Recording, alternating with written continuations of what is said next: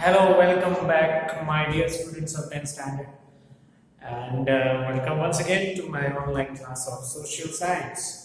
आज हमें नया लेसन स्टार्ट करना है, ठीक है। और उस नए लेसन का जो नाम है वो इंडिया वाटर रिसोर्सेज। बोर्ड पे आप देख सकते हैं इंडिया वाटर रिसोर्सेज।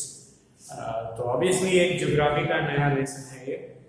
और सबसे पहले ये लेसन को स्टार्ट करने से पहले मैं आपको बताना चाहूंगा, हालांकि आपको पता ही होगा, बट जस्ट इन केस मैं आपको बताना चाहूंगा कि रिसोर्स का मतलब क्या होता है। वाटर रिसोर्स की जब हम यहाँ पे बात करते हैं, ठीक है, तो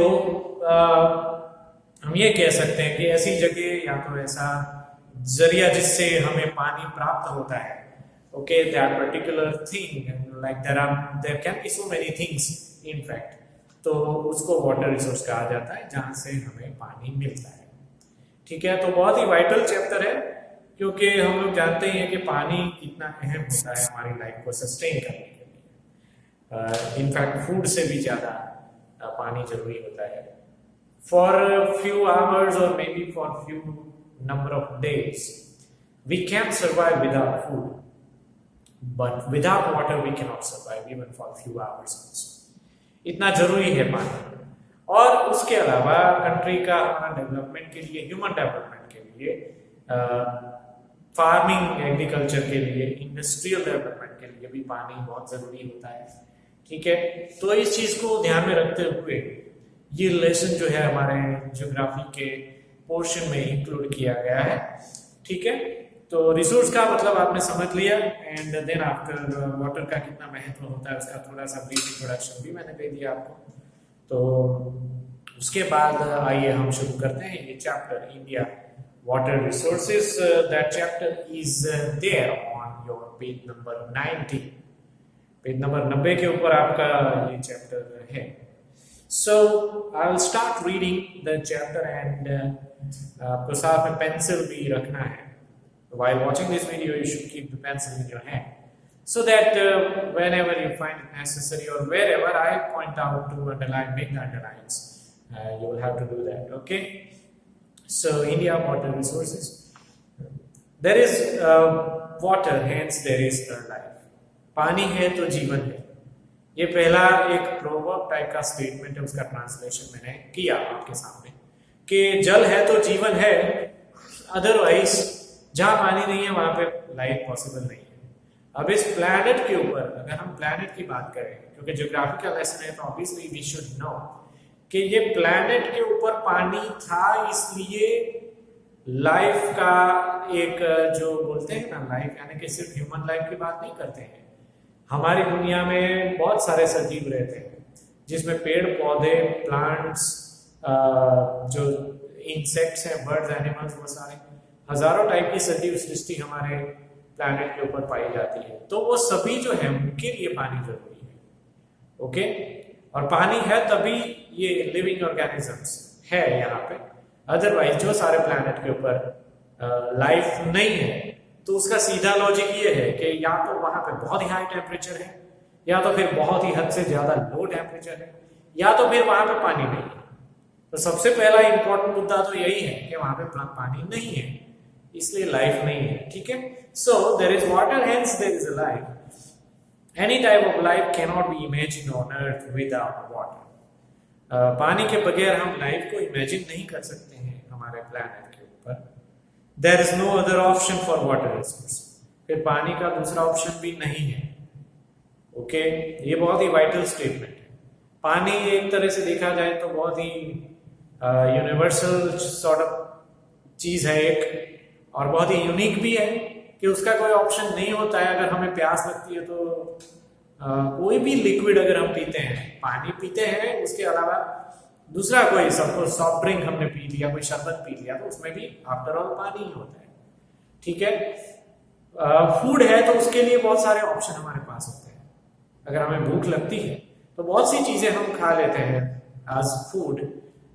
फ्रूट्स अगर हम खा लेते हैं, या तो अगर हमने कोई कुकिंग किया तो वो चीज हम खा सकते हैं। कोई नाश्ता जो तैयार मिलता है मार्केट में वो हम खा लेते हैं। तो we have so many several options for food, but for water there is no option. The list of its usages is very long. हम प्राइमरी सेक्शन से ही ये चीज पढ़ते आए हैं कि जो पानी के उपयोग है वो कितने हैं, कौन से हैं, वो लिस्ट बहुत बड़ा है। ठीक है, तो वो तो खैर आपको मालूम ही होगा, तो उसकी चर्चा अब यहाँ पे नहीं करनी है हमें। Entire biotic world uses water to sustain itself. एक बहुत ही बड़े पैमाने पर यहाँ पे उसके यूसेजेस लिखे गए हैं, बहुत ही बड़े पैमाने पर, कि बायोटिक वर्ल्ड की जहां तक बात की जाए कि सजीव सृष्टि जिसको हम कहते हैं शुद्ध हिंदी में, वो पूरा पानी पे निर्भर है। Okay, the prosperity of any nation depends on the agriculture and amount of water it uses in it. किसी भी देश का प्रोस्पेरिटी, ठीक है, वो पानी कितना अवेलेबल है उस देश में, उसके ऊपर आधारित है। क्योंकि ज्यादा पानी अवेलेबल होगा तो जाहिर सी बात है वहां पे एग्रीकल्चर जो है वो नेचुरली होगा, इरिगेशन की जरूरत नहीं पड़ेगी, मैन पावर की कम जरूरत पड़ेगी। ओके, मान लो कि मैं आपको एग्जांपल दे रहा हूं अपने तरीके से कि यूरोपियन कंट्रीज या तो नॉर्थ अमेरिकन कंट्रीज की अगर हम बात करते हैं, ठीक है, कोई भी यूरोपियन कंट्रीज आप ले सकते हैं, यूके है, फ्रांस है, जर्मनी है, स्विट्जरलैंड है, वहां पे ग्रीनरी दिखाई देती है हमें चारों ओर। उसका रीजन यही है कि पानी उनको भरपूर मात्रा में नेचुरली मिलता है, बारिश का पानी उनको भरपूर मात्रा में नेचुरली मिलता है। तो फार्मिंग के लिए हमें जितना एफर्ट्स करना पड़ता है उतना वहां पे इतना ज्यादा एफर्ट्स नहीं करना पड़ता है। वहां की जमीन भी फर्टाइल रहती है एंड क्रॉप रोटेशन भी आराम से ऑटोमेटिकली हो जाता है, कुछ भी उगाओ वो उग जाता है वहां पे। ओके, सो लाइक जहां पे ज्यादा पानी है वो सारे कंट्री जिसके मैंने आपको एग्जांपल दिए, उसके अलावा नॉर्थ अमेरिकन कंट्रीज में अमेरिका और कनाडा का भी मैं नाम दे सकता हूँ। फिर यहाँ पे ऑस्ट्रेलिया जो है, न्यूजीलैंड, ओके, ये भी ऐसे कंट्रीज हैं जहाँ पे बारिश बहुत भरपूर मात्रा में होती रहती है और इसलिए वहां पे एग्रीकल्चर का विकास होने की वजह से वो कंट्रीज डेवलप्ड कंट्रीज कहे जाते हैं। ठीक है, Water is also required for drinking, domestic uses and industries. यहाँ पे ज्यादा करके हम एग्रीकल्चर की जो बात कर रहे थे उसके अलावा हमें पीने के लिए पानी चाहिए, डोमेस्टिक पर्पस के लिए भी पानी चाहिए, इंडस्ट्रीज के लिए भी पानी चाहिए होता है, बहुत ज्यादा पानी चाहिए होता है। Water shortage is being created because of the rate and volume at which it is being used by increasing population and for development projects. ठीक है, वाटर शॉर्टेज कई बार देखने को मिलती है खास करके डेवलप्ड कंट्रीज में। ओके, तो पानी का कमी कई बार हमें दिख जाता है क्योंकि बहुत भारी मात्रा में उसका उपयोग होता है, प्लस पॉपुलेशन भी बहुत भारी होती है जनरली डेवलप्ड कंट्रीज में। इसमें इंडिया एक प्रोमिनेंट कंट्री है जहाँ पे पॉपुलेशन बहुत ज्यादा है, इसलिए ऑब्वियसली पानी का भी बहुत ज्यादा उपयोग होता है। ठीक है, और फिर अलग अलग टाइप के हम डेवलपमेंट मल्टीपर्पज प्रोजेक्ट हम शुरू करते हैं तो उसमें भी पानी की बहुत ज्यादा जरूरत पड़ती है, इसलिए पानी का कमी हमें दिख जाता है। With this consideration it is necessary to use water sparingly. ठीक है, इस चीज को ध्यान में रखते हुए हमें पानी को स्पेयरिंगली यूज करना बहुत जरूरी है। स्पेयरिंगली यूज करना यानी जुडिशियस वे में यूज करना, बचा के यूज करना, जितना जरूरी है उतना यूज करना चाहिए, जहां तक हो सके कम यूज करना चाहिए और उसको वेस्ट नहीं करना चाहिए, बिल्कुल भी वेस्ट नहीं करना चाहिए। ठीक है, ये एक इतना तो हमें हमारा एजुकेशन के जरिए हमें पता चलना ही चाहिए, उस चीज को हमारी डेली लाइफ में हमें इम्प्लीमेंट भी करना चाहिए, क्योंकि पानी एक ऐसी चीज है जिसकी कभी भी कमी हो सकती है। ऐसा जरूरी नहीं है कि आज हमें भरपूर मात्रा में पानी मिल रहा है इसलिए हमेशा मिलेगा, it's not like that. Okay, अलग अलग एरिया, दुनिया के काफी सारे एरियाज ऐसे जहां पे पानी पहले बहुत सारा हुआ करता था और अचानक से वहां पे शॉर्टेज हो गया पानी का। So like keeping this point in consideration we should know how to make proper use of water. Okay, इसलिए उसको बहुत ही सोच समझ के साथ यूज करना चाहिए। Water is limited resource. ये सेंटेंस बहुत ही सही लिखा है, बहुत ही छोटा लेकिन बहुत ही महत्वपूर्ण सेंटेंस है कि पानी एक लिमिटेड रिसोर्स है। हालांकि एक तरफ से देखा जाए तो पानी की क्वांटिटी जो है इस प्लैनेट के ऊपर, ठीक है, वो लाइक कांस्टेंट है, उसमें कोई कमी नहीं आने वाली। लेकिन डिस्ट्रीब्यूशन ऑफ वाटर जो है वो जरूर बदल सकता है। जैसा मैंने आपको आगे बताया कि आज अगर कुछ मात्रा में जितना हमें चाहिए उतना पानी यहाँ पे मिल जाता है in this part of the world, so the situation might change suddenly in the future, कि शायद पानी की कमी फ्यूचर में हो सकती है, बारिश कम हो सकती है, ठीक है, वाटर रिसोर्सेज में से जितना पानी हम यूज करते हैं वो तो कम, वो भी कम हो सकता है। पॉपुलेशन तो बढ़ ही रहे हैं, ठीक है, आप लोग जानते ही हो अच्छी तरह से, हर रोज 2 लाख नए लोग ऐड होते हैं इस प्लैनेट के ऊपर। उसके सामने डेथ रेशियो कम है, ठीक है, तो फिर पानी का जो अवेलेबिलिटी है, जितना स्टॉक है पूरे वर्ल्ड में पानी का, वो तो स्टेबल ही है, उसमें से कम नहीं होगा लेकिन फिर बढ़ेगा भी नहीं, जितना है उतना ही है। सो these points are very vital for us to understand the value of water, और इसीलिए उसको बचाकर यूज करने की जरूरत है। 7.5 billion population is there in the entire world right now. So just imagine कि ये population आने वाले कुछ सालों में डबल हो जाए, ठीक है, क्योंकि बढ़ तो रही है डेफिनेटली। आप अपना सिंपल मैथमेटिक्स अप्लाई करके देख सकते हो कि पर डे इस प्लैनेट के ऊपर 2 लाख लोग नए ऐड हो रहे हैं, तो फिर 1-2 साल या 5 साल या 10 साल के बाद पूरे विश्व की पॉपुलेशन कितनी होगी? आज वो 7.5 बिलियन है, यानी कि 750 करोड़, इतनी है। आप गूगल पे सर्च कर सकते हो, अराउंड मैं एक अप्रोक्सीमेट फिगर बोल रहा हूं, ये कोई फिक्स नहीं है, ठीक है। और गूगल पे आप ये भी सर्च कर सकते हो कि हर रोज कितने नए लोग ऐड होते हैं प्लैनेट पे। उस हिसाब से देखा जाए तो 365 दिन में, या तो फिर 5 सालों के बाद, या तो फिर 10 सालों के बाद, या तो 25 सालों के बाद प्रोजेक्शन अगर किया जाए तो वर्ल्ड में पॉपुलेशन कितनी होगी। उसके सामने पानी नहीं बढ़ने वाला है, वो तो जैसा है जितना है उतना ही रहेगा। So you can, out of what I am trying to explain, you can, I hope that you can understand the seriousness of this issue. और इसीलिए ये लेसन हमें पढ़ाया जा रहा है 10th standard। Okay, if the environment exists, it is because of water. So water is the inseparable part of life. Environment जो टिका हुआ है हमारा, वो भी पानी की वजह से टिका हुआ है, इसलिए पानी को हम हमारी लाइफ से अलग नहीं कर सकते, वो इनसेपरेबल है, ठीक है। अब दूसरा जो पॉइंट है सोर्सेज ऑफ वाटर, तो कौन कौन से मेन सोर्सेज ऑफ वाटर होते हैं? यहाँ पे मैंने ऑलरेडी लिखा है कि ये 3 जो है वो हमारे पानी के मेन सोर्सेज होते हैं, rain water, surface water and we have ground water. ये 3 मेन सोर्सेज हैं। ये जनरल जानकारी है, एक्चुअली आपको पता होना ही चाहिए, ठीक है। So there are 3 main sources, rain water, surface water, ground water. इसमें सबसे पहला लिखा है रेन वाटर।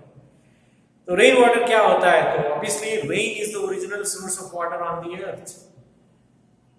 इस पृथ्वी के ऊपर पानी का जो ओरिजिनल सोर्स है वो रेन है, क्योंकि उसके जरिए हमें पानी मिलता है। River, lakes, streams, wells etcetera are secondary sources. जो प्राइमरी सोर्स है वो रेन है, लेकिन उसके बाद जो सेकेंडरी सोर्सेज है वो रिवर, लेक, स्ट्रीम्स या वेल आते हैं, यानी कि उसमें ही पानी, जो बारिश का पानी है वो इन्हीं सारे सोर्सेज के अंदर जमा होता है, तो इनको हम सेकेंडरी सोर्स कह सकते हैं। All these sources exist due to rainfall. Okay, यहाँ पे एग्जिस्ट का स्पेलिंग जरा गलत लिखा है, देख लीजिएगा, ई की जगह पे ए लिखा है, so check your spelling over there. Okay, तो बारिश की वजह से ये सारे सोर्सेज हैं, अगर बारिश नहीं होती तो ये सोर्सेज भी नहीं होते। दूसरा सोर्स है सरफेस वाटर। सरफेस वाटर यानी कि जमीन के ऊपर पाया जाने वाला water. The water on the surface of the earth is found on the form of river, lake, pond, sea, streams, etc. यानी कि जमीन की सतह पे सरफेस के ऊपर कौन से सोर्सेस पाए जाते हैं जिसको हम सरफेस वाटर कह सकते हैं? तो उसका जवाब है river, lake, pond, sea, streams etcetera. ये उसके एग्जांपल्स हैं। It is called surface water. River are the main source of surface water. अब याद रखना ये स्टेटमेंट, बहुत बार ये एमसीक्यू आता है, फिल इन द ब्लैंक्स के रूप में भी आता है, और बहुत सारे स्टूडेंट्स ने बहुत बार मिसअंडरस्टैंडिंग भी इसमें किया है। याद रखना, मैं आपको समझा रहा हूं कि किस तरह से एमसीक्यू आता है। अगर ऐसा लिखा है fill in the blank, dash is the main source of surface water, तो आंसर आएगा रिवर। लेकिन सिर्फ इतना लिखा है कि dash is the main source of water, तो उसमें रेन आएगा। I repeat one more time. In case, if the question is asked, which of the following is the main source of water? Or else, dash is the main source of water. Then the answer is rain. But, which of the following is the main source of surface water? Then river is the answer. Dash is the main source of surface water. Then again river is the answer, क्योंकि यहां पे बात surface water की गई है। Surface water का main source में river का नाम आता है, लेकिन otherwise overall main source of water कौन सा है, तो उसमें रेन आना चाहिए। मैं उम्मीद करता हूं कि आपको ये बात समझ में आ गई होगी। बहुत इजी है वैसे समझना, लेकिन कई बार क्वेश्चन को इस तरह से ओवरलुक किया जाता है कि उसका कीवर्ड जो है वो स्टूडेंट्स नहीं समझते हैं। ठीक है, तो जहां पे रेन लिखना चाहिए वहां पे रिवर लिख के आते हैं, और जहां पे रिवर लिखना चाहिए वहां पे रेन लिख के आते हैं। लेकिन आपको समझना चाहिए कि अगर सरफेस ये वर्ड है क्वेश्चन में, तो ऑब्वियसली वहां पे रिवर आए। सरफेस नहीं है, सिर्फ ऐसा ही पूछा है कि मेन सोर्स ऑफ वाटर कौन सा है, तो वहां पे रेन आएगा। Okay, so you should apply your common sense over there in order to understand the question. Question को वर्ड टू वर्ड पढ़ना चाहिए। ओके, जवाब लिखने से पहले क्या ये तो मुझे इसका आंसर तो मुझे आता है, फटाफट आप आंसर मार्क कर दोगे या लिख दोगे, तो ऐसा नहीं चलता है। Try to understand the question properly. Sometimes in a hurry we don't try to understand the question, लेकिन इतना भी जल्दी नहीं होना चाहिए कि आप क्वेश्चन समझे ही नहीं और सीधा आंसर लिखना शुरू कर दिया, कोई उल्टा ही आंसर लिख के आ गया। ओके, तो ये आपको नहीं करना है। I wish that you don't do that. So invest your time in understanding the question and write the answers accordingly. Okay? ठीक है, तीसरा जो सोर्स है वो है ground water. Okay, ground water यानी जमीन के अंदर जो पानी हमें पाया जाता है, like that is basically known as ground water. Ground water has an important place among the sources of water. Groundwater is obtained due to the process of water absorbed by lower strata of the land. जमीन की सतह का जो ऊपर का हिस्सा होता है उसको तो सरफेस हम कहते हैं, लेकिन जो पानी जमीन सोख लेती है, अपने अंदर एब्जॉर्ब कर लेती है, ठीक है, उसको ग्राउंड वाटर कहा जाता है। और जमीन की जो डिगिंग करने के बाद, उसकी खुदाई करने के बाद हमें वो पानी पर्याप्त होता है। The volume of groundwater is unlimited. वैसे देखा जाए तो पानी का वॉल्यूम जो है ग्राउंड के अंदर जो है काफी है, अनलिमिटेड है, लेकिन वो इक्वली डिस्ट्रीब्यूटेड नहीं है। ठीक है, in the northern plains of India there is about 42% of ground water. अब एग्जांपल दिया गया है कि इक्वल डिस्ट्रीब्यूशन नहीं है। नॉर्दर्न प्लेन्स है यानी कि उत्तर भारत के राज्य, ठीक है, वहां पे पानी ग्राउंड वाटर जो है वो 42%, पूरे भारत का 42% वहीं पे, ठीक है। In southern India there is less of ground water. South India में ग्राउंड वाटर कम है, हालांकि बारिश वहां पे ज्यादा होती है, लेकिन ग्राउंड वाटर कम है। So in southern India there is less of ground water due to the plateau and mountainous region, क्योंकि वहां पे प्लेन लैंड नहीं है, प्लेटू रीजन है, ढाळवाળી जमीन જેને કહેવાય આપણે लाइक गुजराती में, ठीक है। तो वैसे टाइप की जमीन है और इसलिए पानी बह के आफ्टर ऑल रिवर में या तो फिर ओशन या सी में चला जाता है, इसलिए वहां पे ग्राउंड वाटर जमा नहीं होता है। Okay, ground water is utilize maximum for irrigation. Irrigation के पर्पस के लिए ग्राउंड वाटर इस्तेमाल किया जाता है। Okay, again that is a sentence of the common sense, लेकिन आप याद रखिएगा कि ग्राउंड वाटर का मुख्य उपयोग क्या है, तो आपको जवाब आना चाहिए irrigation purpose. Okay, so now moving on, water resources and uses, कि पानी के उपयोग कौन कौन से हैं, अब इसको सिस्टमैटिक ढंग से हमें समझना है। ओके, जो ये अहम मुद्दा है, ओके, वो हम समझ रहे हैं कि water resources and it's uses, तो उसके दो मेन पॉइंट है, irrigation and multi-purpose crops, right? सबसे पहले इरिगेशन तो ऑब्वियसली उसको समझना बहुत जरूरी है, क्योंकि एग्रीकल्चर के लिए काम में आता है इरिगेशन, और वो जरूरी भी बनता है क्योंकि सभी जगह पे सेम बारिश नहीं होती है, और एग्रीकल्चर क्योंकि हमारा मेन ऑक्यूपेशन है हमारे देश का, that's why we need to understand irrigation first. About 84% of the water in India is useful for irrigation. ये स्टेटमेंट अंडरलाइन करना है आपको, कि जितना भी पानी इंडिया में अवेलेबल है, ठीक है, वो इरिगेशन पर्पस के लिए काम में आता है। 84%, 100% में से 84% सिर्फ इरिगेशन के लिए जाता है। Okay, let's say for example 1500 liters of water is required to produce 1 kg of wheat. आप इमेजिन करो, ये रियलिटी है कि खेत में काम करने वाला जो किसान होता है वही ये बात को जानता है, और हमारे लिए जानकारी नहीं है क्योंकि बुक में लिखा है और पहली दफा हम इसको पढ़ रहे हैं। लेकिन ये जानकारी सही है कि 1 किलो गेहूं उगाने के लिए हमें 1500 लीटर पानी की जरूरत पड़ती है। सो इट्स काइंड ऑफ, आप इमेजिन कर सकते हो कि बहुत बड़ा साइज का जो अंडरग्राउंड टैंक होता है, उतना पानी अगर हम यूज करेंगे तब जाके 1 किलो गेहूं, जो कि छोटी मात्रा होती है, ठीक है, वो 1 किलो गेहूं इतना हम उगा सकते हैं।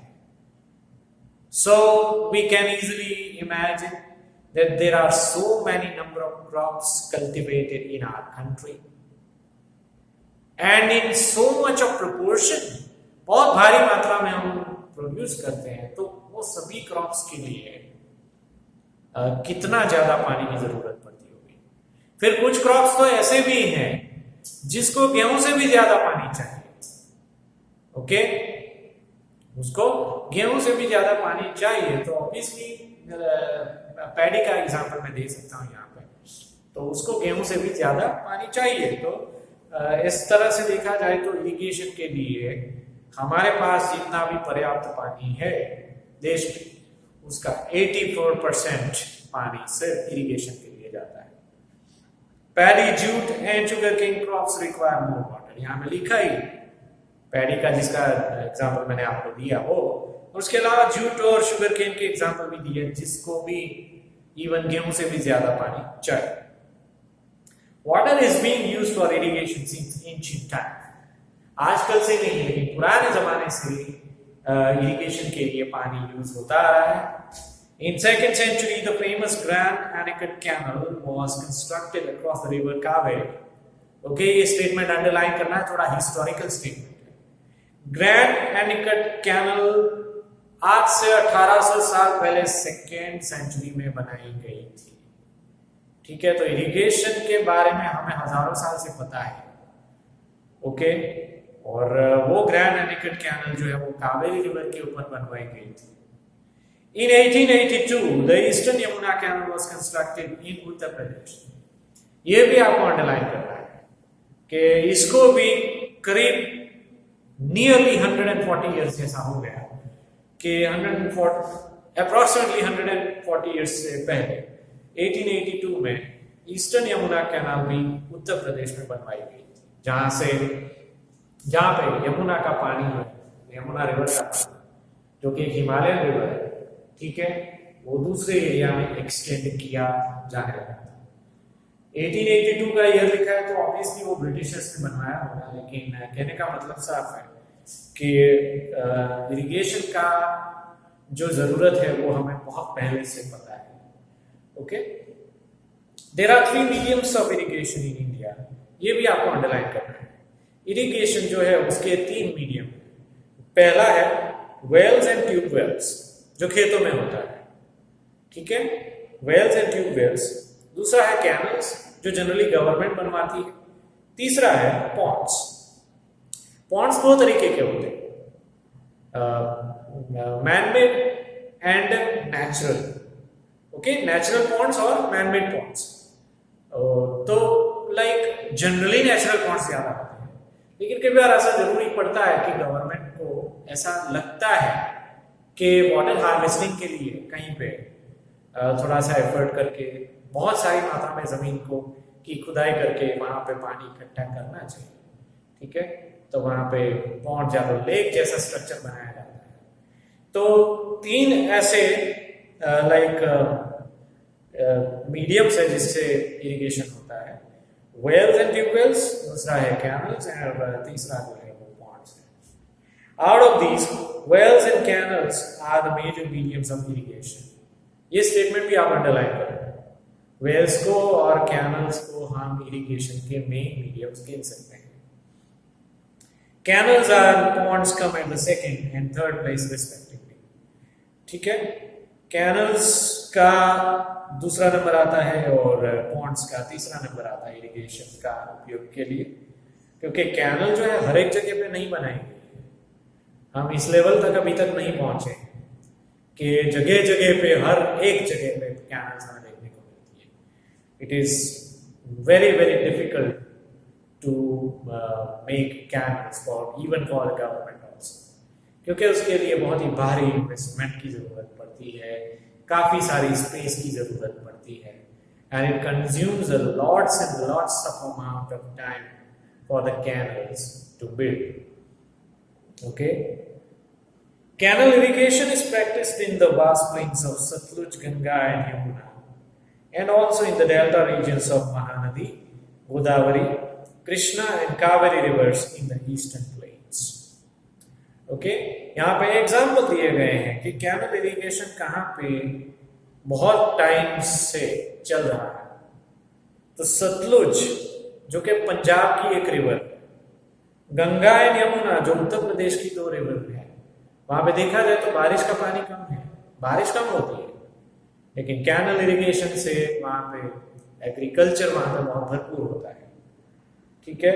और उसके अलावा महानदी, गोदावरी, कृष्णा, कावेरी रिवर जो कि ऑब्वियसली साउथ इंडिया के रिवर्स हैं, वहां पे भी कैनल्स कंस्ट्रक्ट की गई है। ओके, और कुछ ईस्टर्न प्लेन्स में भी कैनल्स बनाई गई है।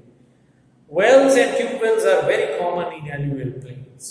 जहां पे एलुवियल प्लेन्स वहां पे वेल्स और ट्यूबवेल्स बहुत ही काम में आते हैं। एलुवियल प्लेन्स यहाँ के वहां की जमीन जो है वो फर्टाइल रहती है, लेकिन वो फर्टाइल इसलिए रहती है क्योंकि वेल्स और ट्यूबवेल्स के जरिए पानी, ग्राउंड वाटर जो है भरपूर मात्रा में अवेलेबल है।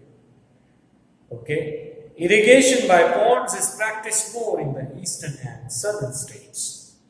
ईस्टर्न और सदर्न स्टेट में इरिगेशन जो है वो पॉन्ड्स के जरिए ज्यादा किया जाता है, क्योंकि मे भी वहां पे पॉन्ड्स की संख्या ज्यादा है, प्लस ज्यादा बड़े बड़े पॉन्ड्स भी है जहां पे बहुत भारी मात्रा में पानी स्टोर रहता है, ठीक है। तो ये पहला रिसोर्स था वाटर का, जिसको पहला यूज था, मेजर यूज इरिगेशन। दूसरा जो है वो है मल्टीपर्पज प्रोजेक्ट। मल्टीपर्पज प्रोजेक्ट जो है वो बहुत सारा मैन पावर इन्वेस्ट करके और बहुत सारा मनी इन्वेस्ट करके गवर्नमेंट के द्वारा बनाए जाते हैं। रिवर के ऊपर वो बनवाया जाता है। यहाँ पे एग्जांपल्स लिखे होंगे जो मैं आपको बताऊंगा, तब आपको अंडरलाइन करना है। Many large and small reverse flow in India. बहुत सारी रिवर जो है वो इंडिया में फ्लो करती है। Water transportation is very rich. पानी का जो ट्रांसपोर्टेशन जो है वो वो भी काफी डेवलप हमने किया पिछले कुछ सालों में। This is because its physiography is such that many rivers merge with other rivers and empty their water into the sea. काफी रिवर ऐसे भी हैं जो दूसरी रिवर के साथ मर्ज हो जाती है, ठीक है, और वो रिवर अल्टीमेटली समंदर में आगे जाकर मिल जाती है। ये कॉमन बात है जो हर एक रिवर को लागू करती है। With the idea that this water may be harnessed for various purposes, multi-purpose projects are planned in many rivers. अब हमें पता है कि रिवर का फाइनल डेस्टिनेशन जो है वो समंदर है या वो सी या ओशन है, ठीक है, तो वो कहीं ना कहीं तो खत्म होने ही वाली और अल्टीमेटली वो समुद्र में चली जाने वाली, उसके बाद हमारे कोई यूज में नहीं आने वाली है। तो क्यों ना ऐसा किया जाए कि रिवर के रूट को डाइवर्ट करके, यानी कि उसको कुछ इस तरह से डाइवर्ट किया जाए जहां पे हमने मल्टीपर्पज प्रोजेक्ट बनाया है, डैम बनाया है, और रूट को डाइवर्ट करके वहां का पानी डाइवर्ट करके, अगर वो पानी समंदर में जा रहा है तो उसको डाइवर्ट करके जमीनी एरिया में बहाया जाता है और उस एरिया में एक्सटेंड किया जाता है जहां पे पानी का कमी है। अदरवाइज ये पानी समंदर में ही जाने वाला है वैसे, और अगर हम कुछ नहीं करेंगे तो जहां पे पानी का कमी है वो तो रहने ही वाली है।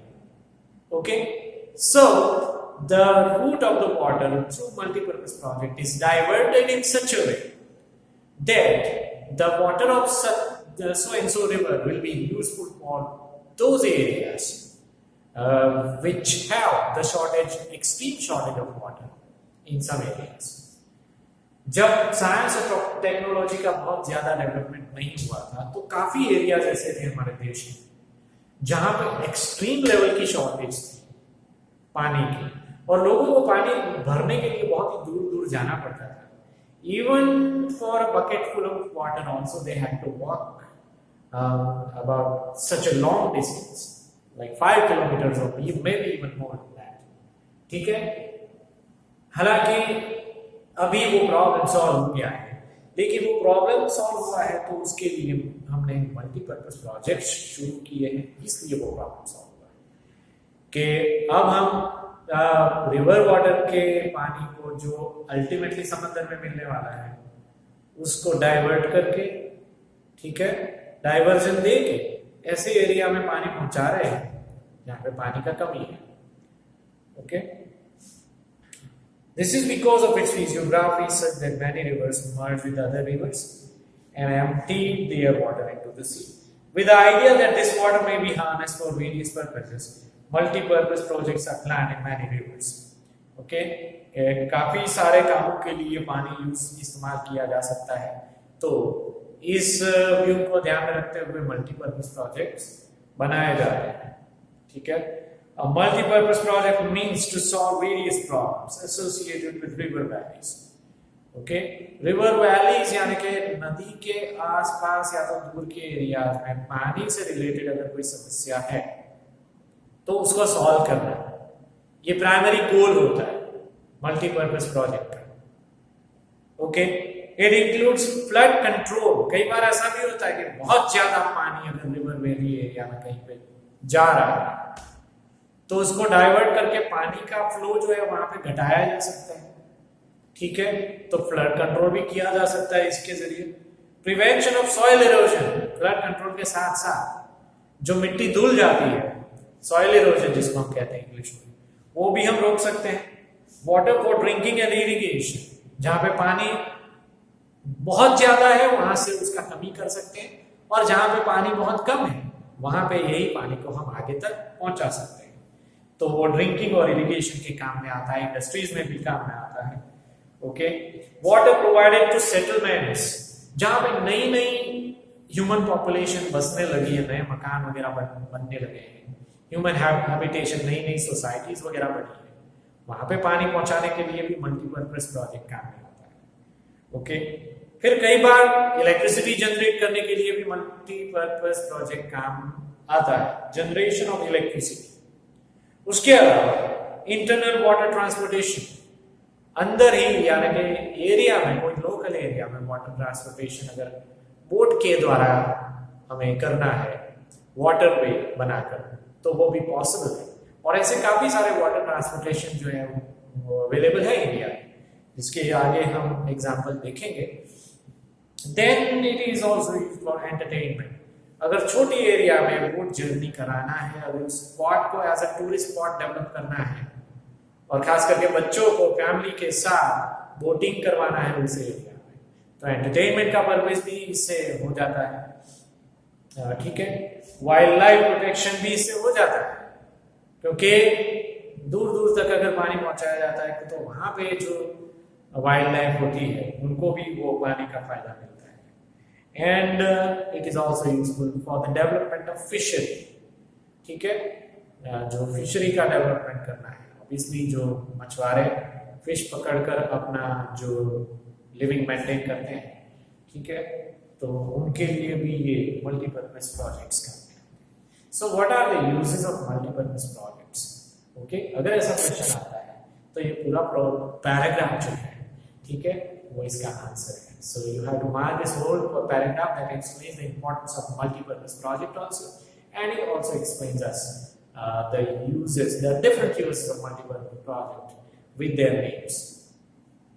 ओके, तो ये पैराग्राफ आपको इस तरह से मार्क कर देना है। और एक ऑब्जेक्टिव क्वेश्चन के लिए हमें यहाँ पे एक बहुत बढ़िया सा एक टेबल दिया गया है पेज नंबर 91 के ऊपर कि मेजर मल्टीपर्पज प्रोजेक्ट्स कौन से हैं हमारे देश में। ओके, तो नाम के साथ 3 कॉलम है एक्चुअली, मल्टीपर्पज प्रोजेक्ट का नाम, फिर वो कौन से रिवर पे बनाया गया है वो, और वो रिवर कौन से स्टेट में है, यानी सॉरी वो रिवर तो थी, लेकिन उस मल्टीपर्पज प्रोजेक्ट का फायदा कौन से स्टेट्स को हो रहा है, वो स्टेट या तो स्टेट्स के नाम लिखे गए हैं थर्ड कॉलम में। तो एग्जाम्पल है, सपोज बाकरा नागल जो प्रोजेक्ट है, प्रोजेक्ट का नाम है, जो सतलुज रिवर पे बनाया गया है और उसका फायदा पंजाब, हरियाणा और राजस्थान को होता है।